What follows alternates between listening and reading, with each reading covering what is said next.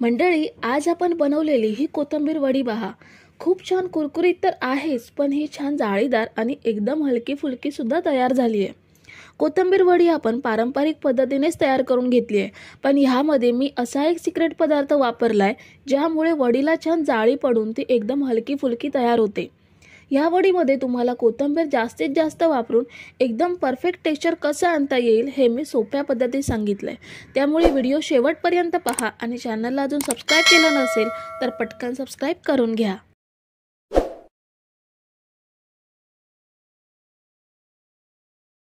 तर सर्वात आधी मी कोथिंबीर वडीसाठी मोठी कोथिंबीरीची जुडी घेतली. कोथिंबीर निवडून स्वच्छ धुवून पूर्णपणे पाणी गाळून टाकलं. कोथिंबीर चांगली निथळून घेतली आणि छान अशी बारीक कापून घेतली. आणि ही कोथिंबीर मी ह्या वाटीने मोजून घेतली आहे. पूर्ण 3 वाटी घट्ट भरून ही कोथिंबीर घेतली. ह्याच वाटीने आपल्याला बेसन घ्यायचं आहे. बेसन किंवा चण्याचं पीठ आपल्याला कोथिंबीरच्या निम्मे घ्यायचं आहे. 3 वाटी कोथिंबीरीसाठी 1.5 वाटी एवढंच बेसन किंवा चण्याचं पीठ घेतलं. आता मिक्सर जारमध्ये आपल्याला 5 ते 6 हिरव्या मिरच्या घ्यायच्या आहेत. 1 चमचा जिरं घेऊयात. 7 ते 8 लसूण पाकळ्या मी कापून घेतल्यात आणि अर्धा चमचा ओवा घेऊयात. आता हे आपल्याला पाणी न घालता जाडसर वाटून घ्यायचं आहे. तर हे बघा, आपण हे वाटून घेतलंय. ह्या पद्धतीने छान असं वाटून घ्यायचं आहे. आता हे वाटण आपण मिक्सिंग बाउलमध्ये कोथिंबीर आणि बेसन सोबत घेऊयात. त्याचबरोबर ह्यामध्ये आपल्याला पाव चमचा हळद घ्यायची आहे. 1 चमचा लाल मिरची पावडर घेऊयात. 1 चमचा धने पावडर ॲड केली. 2 चमचे तीळ ॲड केले आणि चवीनुसार मीठ घ्यायचं आहे. आता हे सगळं साहित्य आपल्याला मिक्स करून घ्यायचं आहे. आपल्याला ह्यामध्ये अजिबात पाण्याचा वापर करायचा नाहीये. कोथिंबीरीच्या रसामध्येच बेसन भिजवून घ्यायचं आहे. बेसनपेक्षा कोथिंबीर जास्त असल्यामुळे अगदी व्यवस्थित बेसन पीठ भिजलं जातं. हाताने कोथिंबीर चांगली मळायची, म्हणजे कोथिंबीर ओलसर होते आणि बेसन छान असं भिजलं जातं.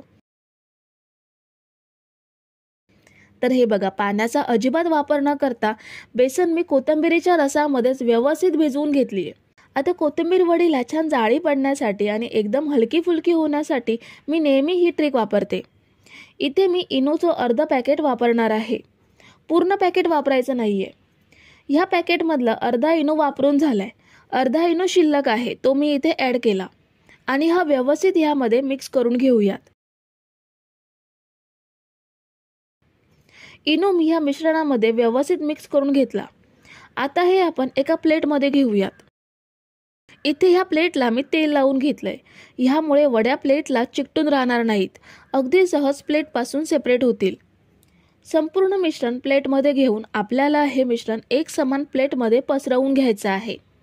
असं स्पॅच्युला असेल तर त्याने पसरवून घेऊ शकता किंवा हाताला तेल लावून सुद्धा पसरवून घेऊ शकता. तर हे बघा, मिश्रण आपण एक समान पसरवून घेतलंय. आता हे आपल्याला किती वेळ वाफवून घ्यायचं आहे ते पाहूयात. इथे मी पाणी आधीच गरम करायला ठेवलंय. ह्यावरती आता प्लेट ठेवूयात. पाणी आधीच गरम करून घेतल्यामुळे हे 10 ते 12 मिनिटात चांगलं वाफलं जातं. जर पाणी आधी गरम करून घेतलं नसेल तर वडी वाफण्यासाठी 5 मिनिटं अधिक लागू शकतात. तर हे बघा, कोथिंबीरीचं मिश्रण मी वाफवून घेतलंय. 12 मिनिटातच चांगलं वाफलं गेलंय. सुरी टाकून बघूयात. ही बघा, क्लीन निघाली आहे, म्हणजे चांगली वाफली गेली आहे. आपण ही प्लेट पूर्णपणे थंड करून घेऊयात. तर कोथिंबीर वडीची प्लेट पूर्णपणे थंड झाली आहे. आता याच्या आपण वड्या कापून घेऊयात. वड्या आपल्याला मिश्रण पूर्णपणे थंड झाल्यावरतीच कापून घ्यायच्या आहेत. तुमच्या आवडीनुसार लहान मोठ्या आकारात वड्या कापून घेऊ शकता. मी इथे चौकोनी आकारात कापून घेते. तुम्ही डायमंड शेपमध्ये सुद्धा वड्या कापून घेऊ शकता. वड्या कापून झाल्यात. मी तुम्हाला त्या प्लेटपासून सेपरेट करून दाखवते. ह्या बघा, वड्या सेपरेट करताना समजू शकता की ह्या किती परफेक्ट झाल्या आहेत ते. कोथिंबीर वडीची पद्धत पारंपरिकच आहे, पण आपण इनोची जी ट्रिक वापरली आहे ती नक्की वापरून पहा. नेहमीच्या कोथिंबीर वडीपेक्षा ह्या वड्या किती छान होतात ते तुम्हाला लगेचच जाणवेल. ह्या वड्या तुम्ही फ्रीजमध्ये आठवडाभर अशा सुद्धा ठेवून हव्या तेव्हा फ्राय करू शकता. आता ह्या वड्या आपण फ्राय करून घेऊयात. खोलगट पॅनमध्ये मी तेल घेतलंय.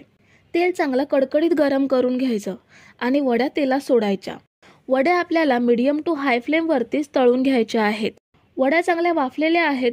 फक्त क्रिस्पी किंवा कुरकुरीत करण्यासाठी त्या तळून घ्यायच्या. डीप फ्राय करायची गरज नाहीये. ह्या पद्धतीने शॅलो फ्राय सुद्धा करून घेऊ शकता. तरी सुद्धा आपल्या वड्या मस्त कुरकुरीत होणारच. दोन्ही साईडला परतून वड्या छान कुरकुरीत करून घेऊयात.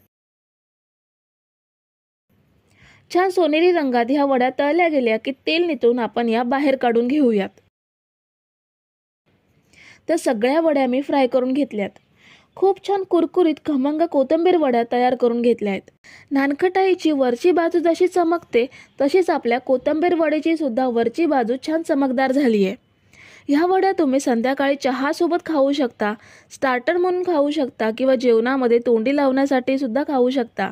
कोथिंबीरीचा जास्त वापर केल्यामुळे ह्यांची टेस्ट सुद्धा खूपच छान अप्रतिम लागते. तर मंडळी, रेसिपी कशी वाटली हे कमेंट करून नक्की सांगा आणि व्हिडिओला न विसरता लाईक करा. रेसिपी तुमच्या मित्रमैत्रिणींसोबत शेअर करा आणि चॅनलला सबस्क्राईब केलं नसेल तर लगेच सबस्क्राईब करून घ्या. थँक्यू.